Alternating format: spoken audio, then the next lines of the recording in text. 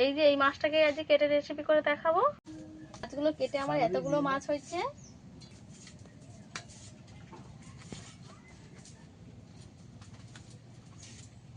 কচু আলু কাঁচা লঙ্কা কেটে নিয়েছি, মশলাটা করে নিয়েছি।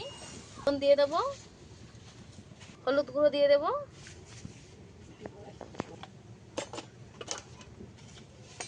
সবকিছু একসঙ্গে মিশিয়ে নেব একটু মাছের গায়ে।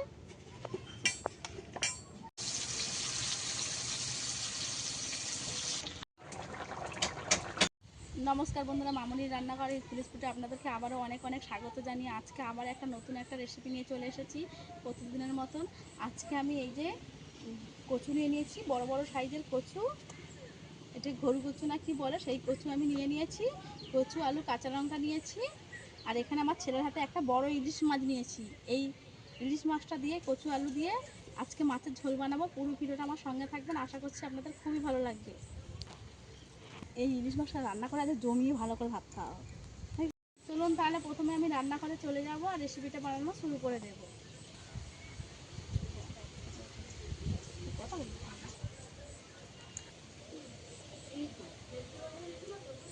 এবারে এই মাছটা কেটে নাও। বড় সাইজের ইলিশ মাছ নিয়ে নিয়েছি। এই যে এই মাছটাকে আজকে কেটে রেসিপি করে দেখাবো। প্রথমে মাছটাকে কেটে নেব।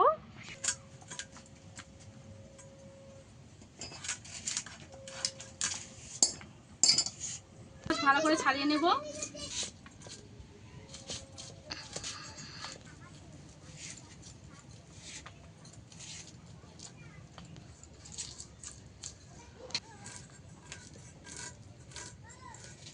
কেটে নেব।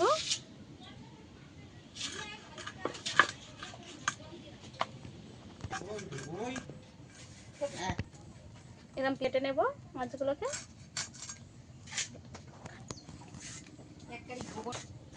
মাছটাকে এইভাবে কেটে নেব।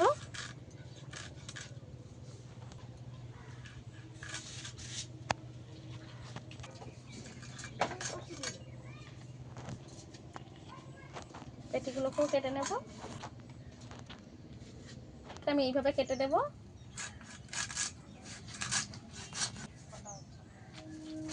মাছগুলো কেটে আমার এতগুলো মাছ হয়েছে।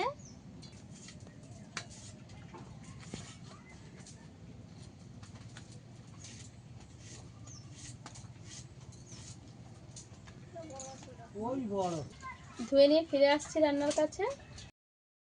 করে ধুয়ে নিয়েছি, রেখে দেব। কচু নিয়ে নিয়েছি, কেটে নেব।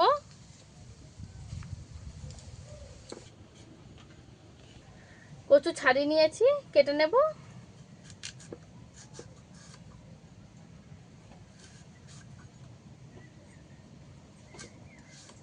লম্বা লম্বা করে কেটে নিয়েছি।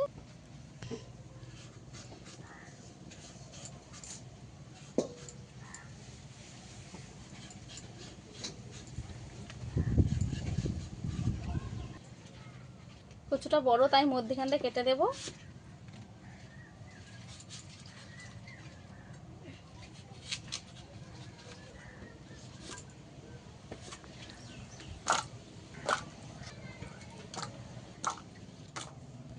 আলু এইভাবে লম্বা লম্বা করে কেটে নিয়েছি, দিয়ে দেব।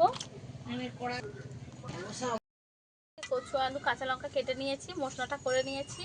লবণ দিয়ে দেব, হলুদ গুঁড়ো দিয়ে দেব,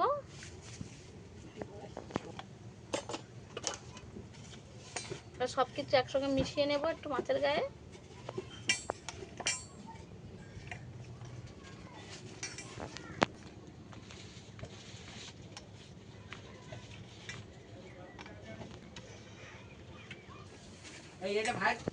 মাছে লবণ হলুদ ভালো করে মিশিয়ে নিয়েছি। গরম হয়ে গেছে, তেল দিয়ে দেব। তেল ভালোভাবে গরম হয়ে গেছে, মাছ দিয়ে দেবো একে একে।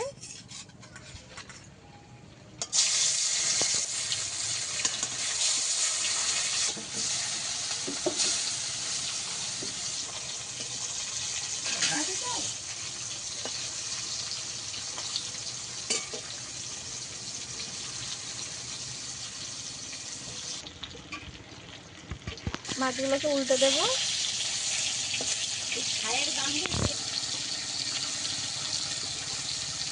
আমি এইভাবে ভেজে নিয়েছি, হালকা করে তুলে নেব।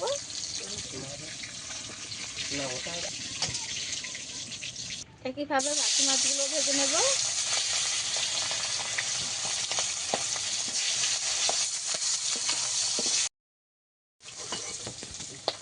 মাছটা ভালোভাবে ভাজা হয়ে গেছে, তুলে নেব। কালো জিরে, কেটে রাখা আলু আর কচু দিয়ে দেব।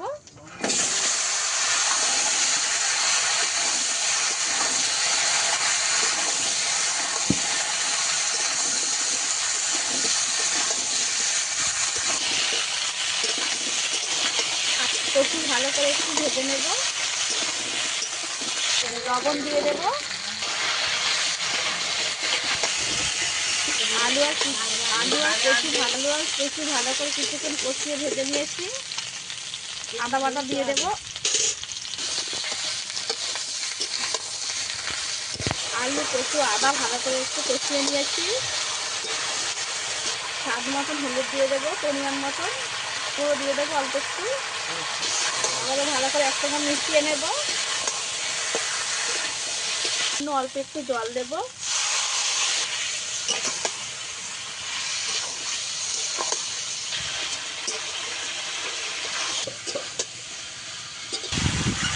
সব কিছু ভালোভাবে কষিয়ে নিয়েছি, জল দিয়ে দেবো।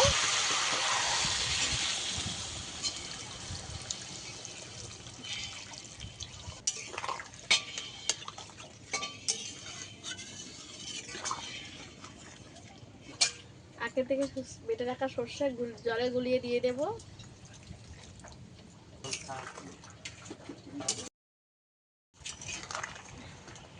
ভালোভাবে সেদ্ধ হয়ে গেছে। এই যে তো সেদ্ধ হয়ে গেছে। এই যে একে একে ভেজে রাখা মাছ দিয়ে দেব।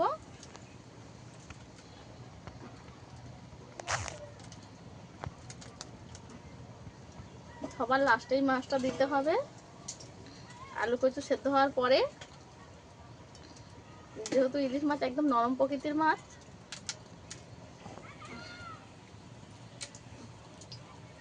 দেব মাছগুলোকে।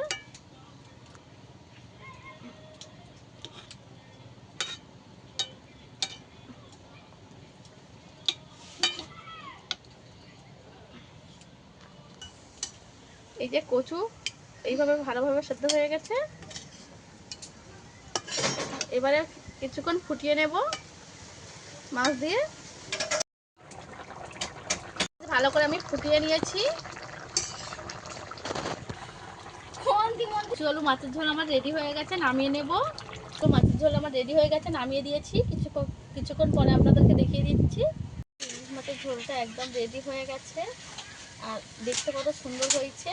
এই ইলিশ মাছের ঝোলটা আমি বেশি ঝোল রাখিনি, একটু অল্প ঝোল রেখেছি। এই কচু আলু ইলিশ মাছের ঝোল কিন্তু খেতে দুর্দান্ত হয়। একবার হলেও বাড়িতে বানিয়ে খেয়ে দেখবেন। আর যদি ভালো লাগে লাইক শেয়ার কমেন্ট করে আমার পাশে থাকবেন। এরকম আরও নিত্য নতুন রেসিপি পাওয়ার জন্য আমার চ্যানেলটা সাবস্ক্রাইব করে আমার পাশে থাকার অনুরোধ রইল। আজকে ভিডিও এই পর্যন্ত। দেখা হচ্ছে নতুন কোনো ভিডিও নিয়ে। ততক্ষণে ভালো থাকবেন, সুস্থ থাকবেন।